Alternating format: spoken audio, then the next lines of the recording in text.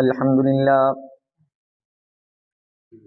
لله نحمده ونستعينه ونستغفره ونؤمن به ونتوكل عليه ونعوذ بالله من شرور أنفسنا ومن سيئات أعمالنا من يهده الله فلا مضل له ومن يضلله فلا هادي له ونشهد أن لا إله إلا الله وحده لا شريك له ونشهد أن سيدنا ومولانا وسندنا وحبيبنا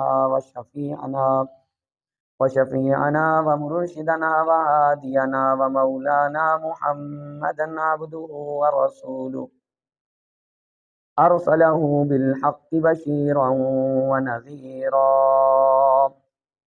وداعيا إلى الله بإذنه وسراجا منيرا أما بعد فأعوذ بالله من الشيطان الرجيم بسم الله الرحمن الرحيم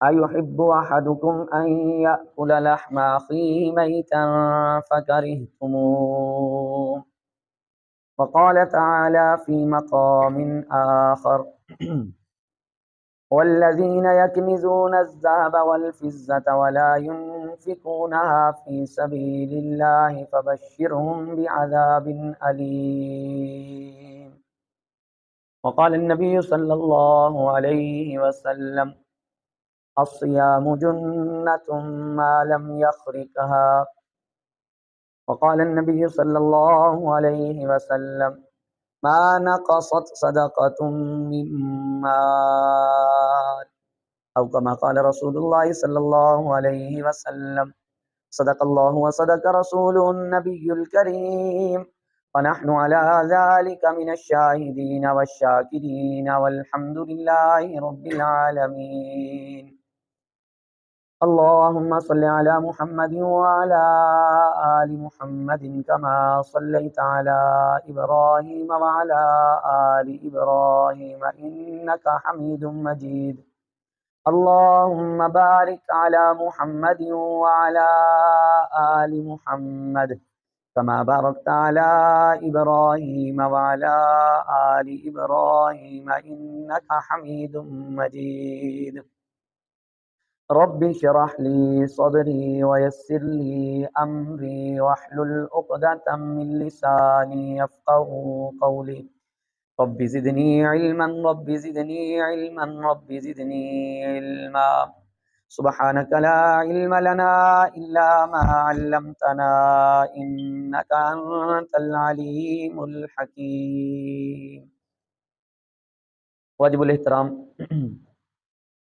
محترم سامعین و حاضرین، اس وقت آپ حضرات کی خدمت میں قرآن پاک کی دو آیات کریمہ دو مختلف مقامات سے تلاوت کی ہیں،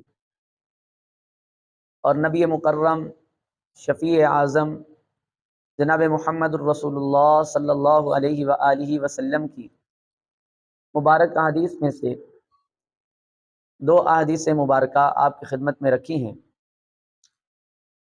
حق تعالی شانہ کی خدمت میں دعا ہے کہ اللہ تعالیٰ ان آیات اور حدیث کی روشنی میں حق بات، حق نیت، حق طریقے سے کہنے کی توفیق عطا فرمائے، اور ہم سب مسلمانوں کو ان باتوں کے اوپر عمل کرنے کی بھی توفیق نصیب فرمائے۔ آج کی نشست میں دو باتیں میں نے آپ حضرات کی خدمت میں عرض کرنی ہیں۔ رمضان المبارک کا دوسرا جمعہ ہے۔ ایک رمضان المبارک کی عظیم الشان عبادت روزہ کے آداب کے متعلق ہے، اور دوسری عام طور پر چونکہ مسلمان رمضان کے مہینے میں زکوٰۃ نکالتے ہیں تو دوسری بات زکوٰۃ کے متعلق ہے۔ جو حدیث شریف میں نے خطبہ میں تلاوت کی، اللہ کے پیارے پیغمبر جناب محمد الرسول اللہ صلی اللہ علیہ وسلم ارشاد فرماتے ہیں الصیام جنۃ ما لم یخرقھا، کہ روزہ ڈھال ہے جب تک انسان روزے دار اس کو پھاڑ نہیں دیتا۔ اس حدیث کا مطلب کیا ہے؟ مطلب یہ ہے کہ جس طرح ظاہری ڈھال سے انسان اپنے دشمن سے اپنا تحفظ کرتا ہے، اپنی حفاظت کرتا ہے، اسی طرح روزے سے روزے دار اپنے دشمن شیطان سے اپنا تحفظ کرتا ہے۔ روزے دار شیطان کے حملوں اور اس کے وار سے محفوظ ہو جاتا ہے روزے کی برکت سے۔ اور بعض روایات میں آتا ہے کہ روزہ ڈھال ہے اللہ کے عذاب سے، اللہ کے عذاب سے۔ تو جب رسول اللہ صلی اللہ علیہ وسلم نے یہ ارشاد فرمایا کہ روزہ ڈھال ہے، جب تک کہ انسان اس کو پھاڑ نہ دے، جب تک کہ روزے دار اس کو پھاڑ نہ دے، تو صحابہ نے پوچھا یا رسول اللہ صلی اللہ علیہ وسلم روزہ کس چیز سے پھاڑا جاتا ہے یا کس چیز سے پھٹ جاتا ہے؟ تو جناب رسول اللہ صلی اللہ علیہ وسلم نے ارشاد فرمایا کہ جھوٹ اور غیبت سے۔ جھوٹ اور ایک آدمی نے روزہ رکھا اور وہ جھوٹ سے پرہیز نہیں کر رہا، کھانے پینے سے پرہیز کر رہا ہے لیکن جھوٹ سے پرہیز، جیسے وہ رمضان سے پہلے جھوٹ بول رہا تھا، روزے کی حالت میں بھی جھوٹ پہ جھوٹ، جھوٹ پہ جھوٹ، جھوٹ پہ اپنی دکانداری چلا رہا ہے۔ یا ایک آدمی نے روزہ رکھا، اس کو غیبت کی عادت ہے تو روزے کی حالت میں بھی وہ غیبت کر رہا ہے، اس کا گلا، اس کا گلا، اس کا گلا، اس کا گلا، وہ اپنی روٹین کے مطابق اپنے کام کو جاری رکھے ہوئے ہے، تو اس آدمی کا روزہ حقیقت میں روزہ ان کاموں سے پھٹ جاتا ہے۔ انہی جیسی روایات کی بنیاد پر بعض علماء کا موقف یہ ہے کہ روزہ جھوٹ اور غیبت سے واقعتاً فاسد ہو جاتا ہے، ٹوٹ جاتا ہے، لیکن جمہور علماء فرماتے ہیں کہ مکروہ ہو جاتا ہے، ٹوٹتا بہرحال نہیں، لیکن ان چیزوں کا روزے پر اثر پڑتا ہے، روزے کے روحانی اثرات اس سے متاثر ہوتے ہیں۔ تو ان روایات کی بنیاد پر علماء نے روزے کے 6 کے قریب آداب بیان فرمائے۔ روزے کے ایک آدمی چاہتا ہے کہ میرا روزہ میرے لیے نجات کا ذریعہ بنے، میرا روزہ میرے لیے شیطان سے ڈھال کا کام دے، جہنم سے تحفظ اور حفاظت کا ذریعہ کرے، تو اس کو صرف اور صرف بھوکا پیسہ رہنا نہیں چاہیے، بلکہ اس کو کچھ اور کام بھی کرنے پڑیں گے۔ سب سے پہلا ادب اس حدیث کے ذیل میں جو علماء کرام نے بیان فرمایا ہے وہ ہے کہ روزے کی حالت میں نگاہ کی حفاظت کرنی ہے، نظر کی کیا کرنی ہے؟ حفاظت کرنی، اس لیے کہ نگاہ جس چیز پر پڑتی ہے، جس چیز کو دیکھتی ہے، اس کا نقش جو ہے، عکس جو ہے وہ دل پر آ جاتا ہے، دل گدلا ہو جاتا ہے، دل اس سے متاثر ہو جاتا ہے، دل اللہ کی یاد سے وہ چیز جو ہے دل کو اللہ کی یاد سے ہٹا دیتی ہے، اللہ کی یاد سے کیا کر دیتی ہے؟ ہٹا دے۔ تو ہر ایسی چیز کو دیکھنا جس سے اللہ کی یاد متاثر ہو یہ ٹھیک نہیں ہے۔ غیر محرم کی زیارت کرنا یا غیر محرم کو دیکھنا، بد نظری جس کو کہا جاتا ہے، نعوذ باللہ بلا وجہ ہی لوگ کرتے رہتے ہیں۔ آج کل تو بازاروں میں جانے کی بھی ضرورت نہیں، موبائل پہ ہی سارا کچھ ہو جاتا ہے، ٹک ٹاک کھول لیا جائے، اسنیپ چیٹ کھول لی جائے، یا اسنیپ چیٹ پہ چلے جایا کریں، یا جو ہے وہ فیس بک کھول جائے، آدمی نہ بھی چاہے تو تب بھی کچھ نہ کچھ آ جاتا ہے۔ تو سب سے پہلی چیز روزے کی حالت میں جس کی میں نے اور آپ نے حفاظت کرنی ہے وہ کیا ہے جی؟ نگاہ، نظر۔ میں نے آپ نے اپنی نگاہ اور نظر کا تحفظ کرنا ہے کہ غلط چیز پر نہ پڑے۔ رسول رحمت صلی اللہ علیہ وسلم ارشاد فرماتے ہیں کہ نگاہ شیطان کے تیروں میں سے ایک تیر ہے، نگاہ شیطان کے تیروں میں سے ایک تیر ہے، تو ہم نے اس کے تیروں سے بچنا ہے، شیطان کے تیروں سے۔ اور دوسری چیز، دوسرا ادب رسول اللہ صلی اللہ علیہ وسلم کی اس حدیث کے ذیل میں جو علماء نے بیان کیا وہ ہے زبان کی حفاظت۔ تو کیا ہے جی؟ کہ زبان سے ہر طرح کے گناہ سے زبان کو محفوظ رکھنا ہے۔ زبان کے بے شمار گناہ ہیں، غیبت کرنا، چغلی کرنا، گالی دینا، گیلا کرنا، برا بلا کہنا، لڑائی کرنا، جھگڑا کرنا اس کے ساتھ، اور کسی کی آبرو ریزی کرنا، بے شمار اور سینکڑوں گناہ ہیں، اور سینکڑوں اعمال ایسے ہیں جو نیکی کے ہیں، زبان سے کیے جاتے ہیں۔ اور خالق کائنات نے انسان کے جسم میں یہ جو 2 3 4 انچ کا پرزہ لگایا ہوا ہے زبان کی صورت میں، یہ ایسا ہے کہ سارے اعضاء تھک جاتے ہیں، یہ نہیں تھکتا۔ آپ کبھی تجربہ کر کے دیکھ لیں۔ ہمارے استاد محترم فرماتے ہیں کہ یہ زبان جو ہے یہ نیکیوں کی مشین ہے۔ زبان کیا ہے؟ یہ نیکیوں کی، اس کو گناہوں کے لیے استعمال نہیں کرنا چاہیے، گلا کرنے میں، غیبت کرنے میں، چغلی کرنے میں، برائی کرنے میں، کسی کے ساتھ جھگڑا کرنے میں، گالی دینے میں، اس کو استعمال کرنے کی بجائے اس سے سبحان اللہ پڑھا جائے، الحمدللہ پڑھا جائے، اللہ اکبر پڑھا جائے، نبی رحمت صلی اللہ علیہ وسلم کی پاک ذات کے اوپر، آپ کی آل پر، صحابہ کرام پر درود پاک پڑھا جائے۔ مقصد یہ ہے کہ اس سے کوئی نہ کوئی نیک کلمہ انسان کا جاری رہنا چاہیے، نیکیوں کی مشین ہے، چلتی رہنی چاہیے۔ ایک شخص رسول اللہ علیہ وسلم کی خدمت میں حاضر ہوا، عرض کی یا رسول اللہ علیہ وسلم کو نصیحت فرما دے۔ آپ نے ارشاد فرمایا لا یزال لسانک رطبا بذکر اللہ، تیری زبان ہر وقت اللہ کے ذکر سے تر رہنی چاہیے، تیری زبان ہر وقت اللہ کے ذکر سے کیا رہنی چاہیے جی؟ تر رہنی چاہیے۔ تو دوسری چیز زبان کی حفاظت غیبت سے کرنی ہے، چغل خوری سے کرنی ہے، جھوٹ سے کرنی ہے۔ جیسے کہ پہلے میں نے عرض کیا کہ بعض علماء فرماتے ہیں پہلی روایات کی بنیاد پہ کہ غیبت سے روزہ ٹوٹ جاتا ہے، اور اس کے بہت سارے واقعات بھی ہیں کہ غیبت سے نعوذ باللہ انسان کے پیٹ میں تازہ خون، تازہ گوشت آ جاتا ہے اس مسلمان کا جس کی وہ غیبت کر رہا ہوتا ہے۔ قرآن پاک میں اللہ تعالیٰ ارشاد فرماتے ہیں ایحب احدکم ان یاکل لحم اخیہ میتا فکرہتموہ، جو بندہ کسی کی غیبت کرتا ہے نا، غیبت کرتا ہے، وہ اتنا بڑا گناہ ہے جیسے اس کا مردار ہونے کی حالت میں گوشت کھا رہا ہوتا ہے، اتنا بڑا گناہ ہے۔ تو اللہ کے پیغمبر اللہ فرما رہے ہیں قرآن میں، کیا تم میں سے کوئی بندہ پسند کرتا ہے کہ وہ اپنے بھائی کا گوشت مردار ہونے کی حالت میں کھائے؟ غیبت کی وجہ سے۔ جناب رسول اللہ صلی اللہ علیہ وسلم کا زمانہ ہے، دو خواتین نے روزہ رکھا اور بھوک کی شدت اس قدر محسوس ہوئی کہ افطار کرنے کی نوبت آ گئی۔ صحابہ کرام رسول اللہ صلی اللہ علیہ وسلم کی خدمت میں حاضر ہوئے اور عرض کیا، یا رسول اللہ علیہ وسلم یہ معاملہ ہو گیا۔ نبی رحمت صلی اللہ علیہ وسلم نے صحابہ کے ہاتھ ایک پیالہ بھیجا اور کہا کہ ان کو کوئی اس میں کیا کرے۔ انہوں نے انگلیاں مار کر اس میں کیا کی تو ان کے پیٹ سے تازہ خون اور گوشت کے لوتھڑے اور گوشت کے چیتھڑے برآمد ہوئے۔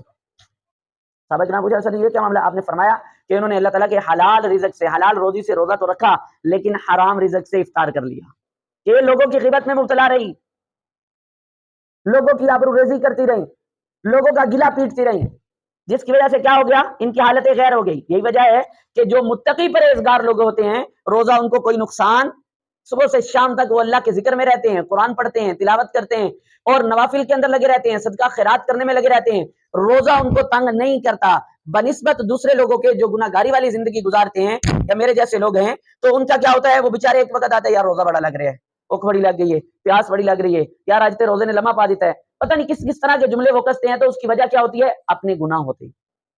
اس کی وجہ کیا ہوتی ہے؟ ہم نے روزے کی حفاظت ہی نہیں کی، ہم نے روزے کی۔ جناب رسول اللہ صلی اللہ علیہ وسلم گزر رہے تھے تو رسول اللہ صلی اللہ علیہ وسلم نے چند لوگوں سے گزر رہے تھے تو آپ نے فرمایا کہ اپنے دانتوں میں خلال کرو۔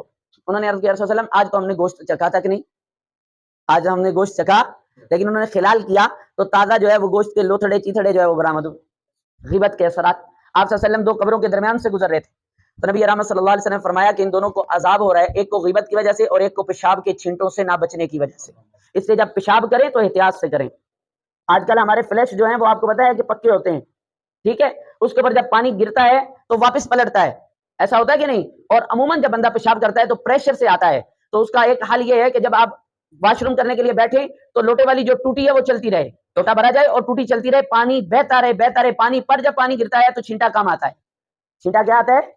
تو چھینٹوں سے بچنا بہت ضروری ہے۔ بعض لوگ بے دھیانی میں کھڑے ہو کر پیشاب کر رہے ہوتے ہیں، ضرورت کے وقت کھڑے ہو کر پیشاب کرنا منع نہیں ہے، جائز ہے، کوئی مریض ہے، بیمار ہے، گھٹنوں میں درد ہے، نہیں بیچارہ بیٹھ سکتا تو اجازت ہے اس کی، لیکن اس کو نعوذ باللہ الیاذ باللہ جو ہے وہ مشغلہ نہیں بنا لینا چاہیے، بلا ضرورت اختیار نہیں کرنا چاہیے، کہ اس سے کیا ہوتا ہے؟ چھینٹے انسان کے اوپر پڑتے ہیں، انسان کا بدن لرزہ ہوتا ہے، اس سے عذاب قبر ہوتا ہے۔ اور دوسرا غیبت کا گناہ، غیبت کی وجہ سے عذاب قبر ہو رہا ہے، عذاب قبر ہو رہا ہے۔ ایک حدیث میں رسول اللہ صلی اللہ علیہ وسلم ارشاد فرماتے ہیں کہ سود کے 70 سے زیادہ درجے ہیں، یہ 70 سے زیادہ باب ہیں، ان میں سے سب سے ہلکا باب اپنی ماں کے ساتھ منہ کالا کرنا ہے۔ اتنا بڑا گناہ ہے سود، اور ایک درم سود کا 35 مرتبہ زنا کرنے سے زیادہ بدتر ہے، یہ رسول اللہ صلی اللہ علیہ وسلم کا فرمان ہے۔ اور آگے حضور نے ارشاد فرمایا کہ بدترین سود مسلمان کی آبرو ریزی کرنا ہے۔ بدترین سود کیا ہے؟ مسلمان کی، دو آدمی بیٹھے نہیں کہ تیسرے کا گلہ شروع کر دیا، تیسرے کی غیبت شروع کر دی، تیسرے کی برائی شروع کر دی۔ آج میرا آپ کا گھر اس سے پاک نہیں، میری آپ کی محفل اس سے پاک نہیں، میرا آپ کا دفتر اس سے پاک نہیں، میری آپ کی پورے پنچایت اس سے پاک نہیں، ڈیرا پاک نہیں۔ جہاں پر بیٹھتے ہیں تیسرے کا گلہ ہوتا ہے، جہاں پر بیٹھتے ہیں تیسرے کی غیبت ہوتی ہے، جہاں پر بیٹھتے ہیں تیسرے کی آبرو ریزی ہوتی ہے، تیسرے کی جو ہے وہ نعوذ باللہ ہم برائی کر رہے ہوتے ہیں، تو اس سے میرے اور آپ کے نیک عمل کہاں باقی رہتے ہیں؟ یہ تو سود سے بھی بدتر گناہ ہو گیا۔ تو اس لیے زبان کی حفاظت بہت ضروری ہے، زبان کی حفاظت، بولیں بھائی، زبان کی حفاظت بہت ضروری ہے۔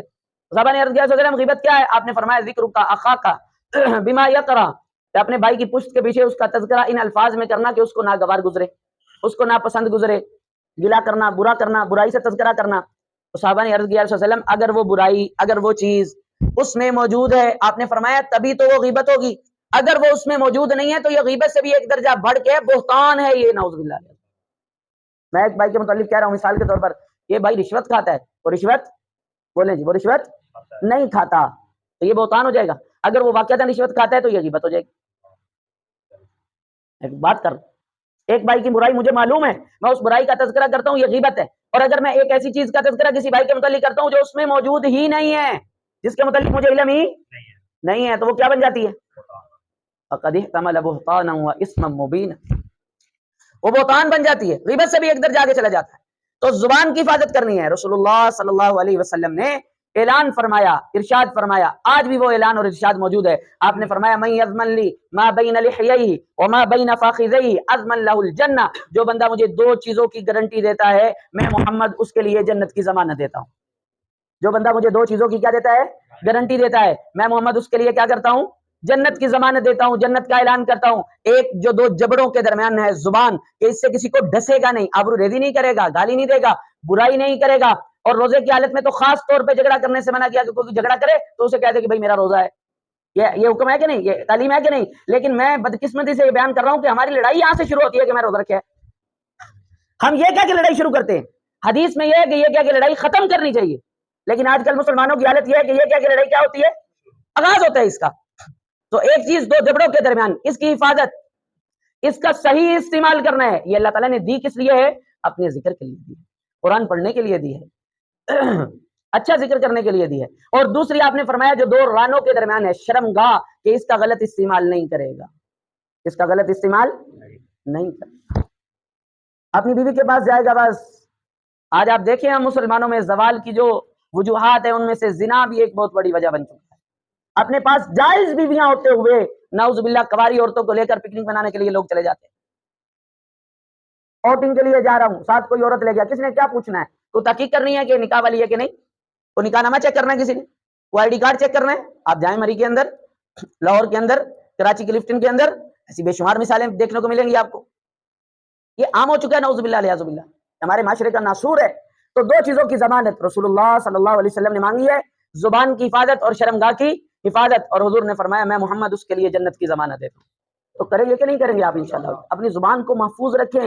ایک ایک بول جو میں اور آپ اپنی زبان سے نکالتے ہیں وہ اکاؤنٹ ہوتا ہے، لکھا جاتا ہے، محفوظ ہو رہا ہے. جس طرح ویڈیو بنتی ہے نا، ویڈیو بنتی ہے، ایک ایک بات اس میں کیا ہوتی ہے؟ محفوظ ہو جاتی ہے. ما یلفظ من قول الا لدیہ رقیب عتید، یہ سورہ قاف ہے. اللہ کی قسم یہ حقیقت ہے. اللہ فرماتے ہیں انسان جو جو بول، جو جو لفظ زبان سے پھینکتا ہے، نکالتا ہے، اچکنے والا اس کو اچک لیتا ہے، محفوظ کرنے والا اس کو محفوظ کر لیتا ہے. وہ لکھا جاتا ہے اور اس کے دفتر اس کے سامنے کل قیامت کے دن کھلیں گے. اقرا کتابک کفا بنفسک اليوم علیک حسیبا، میرا آپ کا دفتر میرے آپ کے سامنے ہوگا اور کہا جائے گا اسی کو پڑھ، آج یہی تیرا حساب کرے گا. میں اور آپ کسی چیز سے انکار کریں گے، مکریں گے، میں نے یہ نہیں کیا، میں نے یہ نہیں کیا، لکھا ہوا سامنے آ جائے گا. مالی ھذا الکتاب لا یغادر صغیرۃ ولا کبیرہ، میں اور آپ اس وقت کیا کہیں گے؟ ہائے ہائے اس کو کیا ہو گیا عمل نامے کو، اس نے نہ تو کوئی چھوٹی بات چھوڑی نہ بڑی بات چھوڑی، ساری اپنے اندر محفوظ کر لی. اس لیے کیا کرنا چاہیے؟ بولنے سے پہلے تولنا چاہیے، سوچنا چاہیے کیا بول رہا ہوں. کم از کم اس چیز کا خیال کریں کہ اس میں کوئی دنیا کا آخرت کا نفع ہے یا نہیں، اس میں اس بول میں دنیا آخرت کا نقصان تو نہیں ہے. اس احساس کے ساتھ بولنا چاہیے. کون بولے گا؟ یہ تو بڑی مشکل بات کہہ رہا ہوں. پھر تو سب کو کیا ہو جائے گا؟ سب کی زبان پہ تالا آ جائے گا، کوئی بھی نہیں بول سکے گا. لیکن بہرحال یہ مجھے اور آپ کو کرنا ہے، مجھے اور آپ کو تعلیم ہے کہ زبان کی کیا کرنی ہے. بولے بھائی زبان کی کیا کرنی ہے. تیسری چیز روزے کی حالت میں جس کی حفاظت ضروری ہے، تیسرا ادب روزے کا کان کی حفاظت ہے. اور اصول یہ ہے کہ جس چیز کو زبان سے بولنا جائز نہیں، اس چیز کو کان سے سننا بھی جائز نہیں. رسول اللہ صلی اللہ علیہ وسلم فرماتے ہیں کہ غیبت کرنے والا غیبت سننے والا برابر ہے. غیبت کرنے والا اور غیبت سننے والا کیا ہیں؟ برابر ہیں. چوتھی چیز باقی اعضاء کی حفاظت. چوتھا ادب جو ہے وہ کیا ہے جی؟ باقی اعضاء کی حفاظت. ہاتھ کی حفاظت کرنی ہے، غلط چیز کو نہ پکڑے، غیر محرم کو نہ چھوئے. پاؤں کی حفاظت کرنی ہے کہ غلط چیز کی طرف چل کے نہ جائے. پیٹ کی حفاظت کرنی ہے کہ حرام مال اس میں داخل نہ ہو. روزہ جو ہے وہ صرف بھوک پیاس برداشت کرنے کا نام نہیں ہے. حرام کا لقمہ اپنے پیٹ میں نہیں جانے دینا چاہیے، عام بھی نہیں جانے دینا چاہیے، لیکن روزے کی حالت میں بھی نہ جانے. ایک آدمی صبح سے روزہ رکھتا ہے اور شام کو حرام رزق پر افطار کرتا ہے، مجھے بتائیں اس کو کیا نفع ملے گا؟ اس لیے رسول اللہ صلی اللہ علیہ وسلم نے فرمایا رب صائم لیس له من صیامه الا الجوع، آپ نے فرمایا بہت سارے روزہ دار ایسے ہیں جنہیں سوائے بھوک پیاس کے کچھ بھی نصیب نہیں ہوتا. افطار کس پر ہوتا ہے؟ بولے جی حرام پر ہوتا ہے. دعائیں بھی قبول نہیں ہوتی. حرام جب پیٹ میں ہو تو دعائیں بھی قبول، آج میری اور آپ کی دعائیں بھی نہیں قبول ہوتی. اللہ اکبر. تو باقی اعضاء کی حفاظت کرنی ہے. اور پانچویں چیز جو ہے حلال مال کا اہتمام کرنا ہے، حلال روزی کا اہتمام کرنا ہے. اور چھٹی چیز جو ہے وہ علماء نے بیان فرمایا ہے کہ جب ہم نے افطاری کرنی ہے تو افطار میں بھی ہم نے اتنا کھانا ہے کہ جس سے میری اور آپ کی کمر سیدھی ہو جائے. وہ زیادہ نہیں میں نے اور آپ نے کھا لینا کہ روزے کا مقصد ہی فوت ہو جائے. روزے کا مقصد ہے قہر ابلیس، شیطان کو کنٹرول کرنا، شیطانی قوت کو کنٹرول کرنا، اور وہ ہوتی ہے بھوک سے. وہ کس سے ہوتی ہے؟ ایک روحانی تعلق ہے جو میرے اور آپ سے سمجھ نہیں آتا مجھے. اس لیے صوفیاء کے یہاں قلت کلام، قلت منام، قلت طعام. صوفیاء کے یہاں یہ تین مجاہدے ہوتے ہیں: کم بولنا، کم سونا، کم کھانا. کم بولنا، کم سونا اور کم. آج کل اس کے مجاہدے نہیں ہے، دبا کے سونے ہیں، دبا کے کھانے ہیں، دبا کے ہمارے یہاں سب الٹ ہے، چونکہ ہمارے ہاں روح کی اہمیت نہیں رہ گئی، جسم کی اہمیت ہے، اور جسم پر ہی محنت کرتے ہیں میں اور آپ، روح کی طرف توجہ نہیں کرتے. لیکن اہل اللہ کے ہاں روح کی اہمیت زیادہ ہے، اور واقعتاً زیادہ ہے، روح زیادہ اہم ہے، اس کے اوپر محنت بھی زیادہ ہونی چاہیے. تو صوفیاء کے ہاں عام طور پر یہ تین مجاہدے ہوتے تھے: کم بولنا، کم کھانا اور کم سونا. تین مجاہدے ہوتے تھے. لیکن ہم کیا کرتے ہیں؟ افطاری کے وقت اتنا کھا لیتے ہیں، تلافی مافات کے تحت اتنا کھا لیتے ہیں، اتنا کھا دیتے ہیں کہ روزے کا مقصد ہی فوت ہو جاتا ہے. لعلکم تتقون، روزے کا مقصد پرہیزگاری ہے، تقوی ہے، شیطان کے مقابلے میں رحمان کی اطاعت ہے. لیکن جب میں نے اور آپ نے خوب سیر ہو کر کھا لینا ہے اور ساری کی ساری جو انرجی ختم ہوئی تھی وہ ساری کی ساری بحال کر لینی ہے، تو پھر میں نے اور آپ نے گناہوں پر جرات کرنی. وہ روزے کا مقصد تو کیا ہو چکا ہے؟ فوت ہو چکا ہے. حضور اقدس صلی اللہ علیہ وسلم کا ارشاد ہے کہ شیطان انسان کی رگوں میں ایسے بہتا ہے، ایسے چلتا ہے جیسے خون چلتا ہے. بھوک سے اس کے راستوں کو روکو. کس سے روکو؟ بھوک سے اس کے راستوں کو کیا کر دو؟ بند کر دو، اس کو روک دو. تو اس لیے ان چیزوں کا اہتمام کرتے ہوئے اگر میں نے اور آپ نے روزہ رکھا، وہ روزہ میرے اور آپ کے لیے ڈھال ہوگا، جہنم سے بچائے گا، شیطان سے بچائے گا، میرے آپ سے دشمن، میرے آپ کے دشمن سے میری اور آپ کی کیا کرے گا؟ حفاظت. لیکن اگر میں نے روزہ رکھنے کے بعد بد نظری بھی کی، اگر میں نے غیبت بھی کی، کانوں سے غلط سنا بھی، باقی اعضاء کو بھی میں نے پرواہ نہیں کی، حرام حلال کی تمیز بھی میں نے نہ کی، نعوذ باللہ الیاذ باللہ، میرا جو ہے روزہ جو ہے سوائے بھوک اور پیاس کے مجھے کیا دے سکتا ہے؟ کوئی چیز بھی مجھے حاصل بظاہر فرض میرے ذمے سے ساقط ہو گیا ہے، لیکن اس روزے کا آخرت میں کوئی فائدہ مجھے ملنے والا، میرا عمل تو ضائع ہو چکا ہے. تو پہلی بات میں نے یہ عرض کی ہے، روزے کے آداب کے متعلق ان چیزوں کا اہتمام ضرور فرمائیں، تبھی روزہ روزہ بنے گا، تبھی روزہ کیا بنے گا؟ اور دوسری چیز جو میں نے آپ حضرات کے سامنے رکھنی ہے وہ ہے زکوٰۃ. اللہ تعالیٰ نے مسلمان پر زکوٰۃ فرض کی ہے، زکوٰۃ. اور زکوٰۃ اسلام کے بنیادی ارکان میں سے تیسرا بڑا رکن ہے. اللہ تعالیٰ قرآن پاک میں جہاں جہاں نماز کا تذکرہ فرماتے ہیں وہیں وہیں زکوٰۃ کا تذکرہ بھی فرماتے ہیں. اقیموا الصلاۃ وآتوا الزکاۃ، اقیموا الصلاۃ وآتوا الزکاۃ. اللہ تعالیٰ جا بجا زکوٰۃ کا ذکر فرما رہے ہیں، جا بجا زکوٰۃ کا کیا کر رہے ہیں؟ ذکر فرما رہے ہیں. مسلمان عاقل بالغ پر، صاحب نصاب آدمی پر زکوٰۃ دینا فرض ہے، اور اس کی مقدار بھی اللہ تعالیٰ کی رحمت سے بہت زیادہ تھوڑی ہے، زیادہ نہیں ہے. پہلی امتوں پر 100 میں سے 10 روپے زکوٰۃ تھی، لیکن رسول اللہ صلی اللہ علیہ وسلم کی برکت سے آپ کی امت پر 100 روپے میں سے 2.5 روپے صرف زکوٰۃ ہے. لاکھ میں سے 2,500 روپیہ. ان پر کتنی تھی؟ لاکھ میں سے 10,000 روپیہ. لیکن آپ پر کتنی ہے؟ 100 میں سے 2.5 اور لاکھ میں سے 2,500 روپیہ. 2.5 میں سے کچھ زیادہ زکوٰۃ نہیں ہے، تھوڑی سی زکوٰۃ ہے. اور جب انسان اپنے مال کی زکوٰۃ دے دیتا ہے تو اللہ کا قرآن کہتا ہے کہ ان کا مال پاک بھی ہو جاتا ہے، محفوظ بھی ہو جاتا ہے، پاک بھی ہو جاتا ہے، اور کیا ہو جاتا ہے؟ اور زکوٰۃ دینے والوں کو، صدقات دینے والوں کے متعلق رسول اللہ صلی اللہ علیہ وسلم کو بطور خاص دعا کا کہا گیا. دیکھیں میں اور آپ رسول اللہ صلی اللہ علیہ وسلم پر درود پڑھتے ہیں کہ نہیں پڑھتے؟ اللہ بھی درود پڑھتے ہیں کہ نہیں پڑھتے؟ اللہ کے فرشتے بھی درود پڑھتے ہیں کہ نہیں پڑھتے؟ مجھے آپ کو اہل ایمان کو حکم ہوا، خود بھی اللہ پڑھتا ہے اور اللہ کے پاک فرشتے بھی کیا کرتے ہیں؟ درود پڑھتے ہیں. لیکن زکوٰۃ دینے والوں کے متعلق حضور کو کہا جا رہا ہے آپ ان پر درود پڑھیں. درود بمانا دعا کے، خذ من اموالہم صدقۃ تطہرہم وتزکیہم بہا وصلی علیہم ان صلاتک سکن لہم. محبوب آپ دینے والوں کے لیے دعا فرمائیں، ان پر درود پڑھیں. آپ کی دعا، آپ کا درود ان کے لیے باعث سکون ہے. آپ کی دعا اور آپ کا درود ان کے لیے کیا ہے؟ باعث سکون ہے. اور رسول اللہ صلی اللہ علیہ وسلم کے اوپر نازل ہونے والی کتاب قرآن مجید میں زکوٰۃ نہ دینے والوں کے متعلق سخت ترین وعید وارد ہے. 10ویں پارے میں اللہ ارشاد فرماتے ہیں والذین یکنزون الذهب والفضة ولا ينفقونها في سبیل اللہ، کہ جو لوگ مال و دولت کو کیا کرتے ہیں؟ خزانہ بنا کر جمع کر کے رکھتے ہیں اور اللہ کے راستے میں خرچ، مال نہیں دیتے، زکوٰۃ نہیں دیتے. اللہ کہا کدا فبشرہم بعذاب علیم، انہیں دردناک عذاب کی خوشخبری دے دیجیے. یہ دردناک عذاب کیا ہے؟ یوم یحما علیہا فی نار جہنم فتقوی بہا جباہہم وجنوبہم وظہورہم. وہ دردناک عذاب کیا ہے؟ حضور فرماتے ہیں کہ کل قیامت کے دن جہنم کی آگ میں یہ سارے کا سارا مال، سونا چاندی سکوں کی صورت میں جو ہے یہ سارے کا سارا مال داغا جائے گا، یعنی اس کو پگھلایا جائے گا اور اس سے کوئی چیز بنا کر ان کی پیشانی کو داغا جائے گا. چونکہ جب فقیر آتا ہے تو سب سے پہلے بل کس پر پڑتا ہے؟ اور فقیر کو دیکھ کے پریشان کون نہیں کرنا؟ پہلا ناگواری کے آثار سب سے پہلے کن پر آتے ہیں؟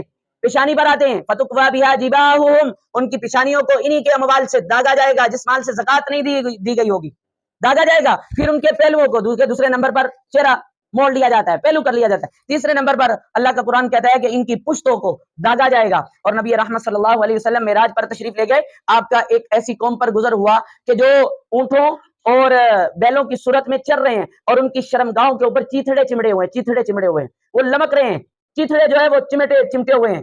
تو نبی رحمت صلی اللہ علیہ وسلم، اور وہ کھا کیا رہے ہیں؟ زقوم کھا رہے ہیں، خاردار جاڑی ہے جہنم کی، عرب کے اونٹ کھاتے تھے، اور جہنم کے پتھر ان کی خوراک ہیں۔ تو نبی رحمت صلی اللہ علیہ وسلم نے جبرائیل سے پوچھا یہ کون لوگ ہیں؟ ارشاد عرض کیا یا رسول اللہ صلی اللہ علیہ وسلم یہ وہ لوگ ہیں جو اپنے مال کی زکات ادا نہیں کرتے۔ یہ تو معمولی چیز ہے، یہ زکات میرا اور آپ کا حق ہی نہیں ہے۔ اگر مجھے اللہ تعالیٰ نے صاحب نصاب بنایا، پیسے دیے ہیں، تو ان میں سے ₹1,00,000 میرے پاس ہے، تو 2,500 میرا ہے ہی نہیں، وہ فقیر کا ہے۔ اگر میں نے اس 2,500 کو استعمال کیا تو میں نے غیر کا کیا کہ اپنا کیا؟ بولیں جی، میں نے تو کسی کا مال کھایا نا، میں نے اپنا مال تو بولیں جی اپنا مال تو نہیں کھایا، وہ فقیر کا ہے، وہ میرا آپ کا ہے ہی نہیں۔ میں اور آپ امین ہیں، میرے اور آپ کے پاس اللہ نے بطور امانت کے دیا ہے کہ یہ فقیر تک پہنچانا تیری ذمہ داری ہے۔ یہ فقیر تک پہنچانا کس کی ذمہ داری ہے؟ تیری ذمہ داری ہے۔ اور رسول اللہ صلی اللہ علیہ وسلم نے ارشاد فرمایا کہ جو آدمی صاحب مال ہو، جس کو اللہ تعالیٰ نے مال عطا کیا اور وہ مال کا حق ادا نہ کرے، اللہ تعالیٰ کا حق ادا نہ کرے، زکات ادا نہ کرے، تو وہ کل قیامت کے دن مال ایک اژدہے کی صورت میں اس کے گلے کا توق بنے گا، جو اس کی پیشانی کو اور اس کے جسم کو اور اس کے اعضاء کو ڈستا رہے گا، اور وہ کہے گا انا کنزک و مالک، میں تیرا مال، میں تیرا خزانہ ہوں، آج اس شکل میں آیا۔ اسی طرح جانوروں کی صورت میں اگر اللہ نے کسی کو مال دیا ہے، اس کی زکات نہیں دیتا، تو کل قیامت کے دن انہی جانوروں کے کھروں سے، ان کی ٹانگوں سے اس آدمی کی پٹائی کروائی جائے گی۔ یہ رسول اللہ صلی اللہ علیہ وسلم کے فرامین ہے، میں کو کہانی نہیں سنا رہا۔ 4 قسم کے اموال ہیں جن پر زکات فرض ہے۔ نقدی، جو انسان کے پاس ہو، سونا اور چاندی اور اموال تجارت، ان کا حساب کرنا چاہیے۔ اگر وہ نصاب کو پہنچ رہا ہے تو سال گزرنے کے بعد اس پر کیا ہو جاتی ہے؟ زکات فرض ہو جاتی ہے، اور زکات اکاؤنٹ کر کے دینی چاہیے، ایک ایک پیسے کا حساب کر کے دینی چاہیے۔ اندازے سے زکات نکالنے سے بسا اوقات ہلاکت کے گڑھے میں انسان گر جاتا ہے، غفلت سے زکات دینے کی وجہ سے، کہ بسا اوقات ہو سکتا ہے کہ کوئی فرض رہ گیا ہو، روپیہ رہ گیا ہو، 2 روپے رہ گئے ہو، 4 روپے رہ گئے ہو، تو وہ ذمے کے اندر فرض ہوتی ہے۔ جس طرح میں اور آپ کاروبار میں، تجارت میں لین دین کرتے ہیں تو ایک ایک پائی کا حساب نہیں کرتے، کرایہ کتنا لگا ہے، ٹرانسپورٹ کا کتنا خرچہ آیا ہے، مزدور کو کتنے دیے ہیں، فلاں کو کتنے، تو جب اللہ کو دینا ہے تو اس وقت اندازے سے اب بس یار 20 لاکھ جما لے یار، 10 لاکھ ہونا، اس طرح زکات ادا نہیں ہوتی، باقی مال کو بھی ہلاک کر دیتی ہے، باقی مال کو بھی کیا کر دیتی ہے؟ ہلاک کر دیتی ہے۔ اور زکات کے بعد انفاق فی سبیل اللہ، ویسے ہی صدقہ خیرات، لوگوں کے ساتھ تعاون، عطیہ، ہدیہ۔ آج کل تو رمضان ہے، میں نے پچھلے جمعے پر بھی عرض کیا تھا کہ یہ غمخواری کا مہینہ ہے، مال جمع کرنے کا مہینہ۔ رسول اللہ صلی اللہ علیہ وسلم چلتی ہوا سے زیادہ سخاوت کرتے تھے رمضان کے مہینے، حدیث میں آتا ہے۔ میں نے اور آپ نے پاک پیغمبر کا کلمہ پڑھا ہوا ہے، میں اور آپ یہ مال جمع کر کر کر کر کے کن کو دے کر جائیں گے؟ حساب میں نے اور آپ نے دینا ہے، یہ پچھلوں نے کر لینی، ہاں ان کے لیے رکھ کر جائیں، منع نہیں ہے، لیکن غریب کا حق اس کو اپنے لیے تو وبال جان نہ بنائیں، کم از کم اپنے لیے تو وبال جان نہ بنائیں۔ قرآن پاک میں 82 مرتبہ انفاق فی سبیل اللہ کا تذکرہ اللہ نے فرمایا ہے، خرچ کرو خرچ کرو۔ اور بعض حدیث میں آتا ہے کہ بسا اوقات 1 درہم جو ہے وہ 1,00,000 درہموں سے آگے بڑھ جاتا ہے، سبق درہم 100,000 درہم، 1 درہم 1,00,000 درہم سے آگے چلا گیا۔ تو صحابہ کرام نے پوچھا یا رسول اللہ علیہ وسلم یہ کیسے ہو گیا؟ تو آپ نے فرمایا کہ دیکھو، ایک بندے کو اللہ تعالیٰ نے کروڑوں دیا، اس نے کروڑوں میں سے 1,00,000 روپیہ دے دیا، ایک بندے کے پاس 2 ہی روپے تھے، 2 میں سے اس نے 1 روپیہ اللہ کے راستے میں دے دیا اور 1 روپیہ آپ نے پاس رکھا۔ اب جس نے 1 روپیہ دیا اس نے اپنے مال کا آدھا حصہ دے دیا، اس نے اپنے مال کا کیا دے دیا؟ اور جس کو کروڑوں ملے ہیں اس نے 1,00,000 دیا، تو اس نے پتہ نہیں اپنے مال کا کون سا حصہ دے گا۔ تو بہرحال مقدار میں اس کا مال تھوڑا ہے، لیکن اخلاص میں، میزان میں اس کا مال اس سے بھی بڑھ۔ تو زکات بہرحال مسلمان پر فرض ہے، اس کا ادا کرنا ضروری ہے، یہ اس میں کوتاہی نہ کی جائے۔ جس طرح نماز فرض ہے، جس طرح روزہ فرض ہے، زکات بھی مسلمان پر بھی نہیں اسی طرح فرض ہے، اور یہ دینی چاہیے۔ مسلمان زکات دیتے آئے ہیں، اور آج تک زکات کی وجہ سے کوئی آدمی غریب نہیں ہوا، تاریخ میں ایسی کوئی مثال نہیں مل سکتی۔ ان میں برکت ہوتی ہے، قرآن کا وعدہ ہے وَتُزَكِّيهِمْ بِهَا، قرآن کہتے ہیں ان میں مال میں برکت آ جاتی ہے، وَتُطَهِّرُهُمْ، اور قرآن کہتے ہیں ان کا مال محفوظ ہو جاتا ہے، دیگر مال جو ہوتا ہے بقیہ مال وہ ہلاکت سے پاک ہو جاتا ہے، چوری نہیں ہوتی، ڈاکہ نہیں پڑتا، ویسے نہیں گرتے، ضائع نہیں ہوتے، کوئی ہلاکت نہیں آتی، اللہ تعالیٰ محفوظ فرما لیتے ہیں، اس کی حفاظت فرماتے ہیں۔ اللہ کے نبی صلی اللہ علیہ وسلم، اللہ کا قرآن کہہ رہا ہے اس کی کیا کی جاتی ہے؟ حفاظت۔ اور نبی رحمت صلی اللہ علیہ وسلم نے مسلم شریف کی روایت ہے، آپ نے فرمایا ما نقصت صدقۃ من مال، حضور فرما رہے ہیں، صادق اور مصدوق پیغمبر فرما رہے ہیں کہ آج تک صدقے نے کسی کا مال کم نہیں کیا۔ اس سے بڑا ہی ہے ان الصدقۃ لتطفئ غضب الرب، کہ صدقہ جو ہے وہ کیا کرتا ہے؟ اللہ کے غصے کو ٹھنڈا کر دیتا ہے۔ اللہ آج ناراض ہیں، غصے میں ہیں اللہ تعالیٰ۔ آپ دیکھیں فلسطین میں کیا ہو رہا ہے، بلکتے بچے ہیں، چھوٹے چھوٹے بچے، بم مارے جا رہے ہیں، منو من مٹی کے نیچے بلڈنگوں کے نیچے آ رہے ہیں بیچارے, اور دعائیں ہو رہی ہیں کعبے کو پکڑ پکڑ کے ہو رہی ہیں, آپ بھی کر رہے ہیں میں بھی کر رہا ہوں, سارے مسلمان تڑپ رہے ہیں, لیکن اللہ نہیں سن رہا.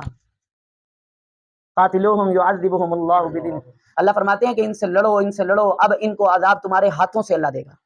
اب وہ سابقہ روایت نہیں آئے گی کہ آسمان سے کوئی بجلی گر جائے, پتھروں کی بارش ہو جائے, آگ آ جائے, فرشتوں کو کہہ دیا جائے, بستی کو الٹا دیا جائے, یہ نہیں ہوگا.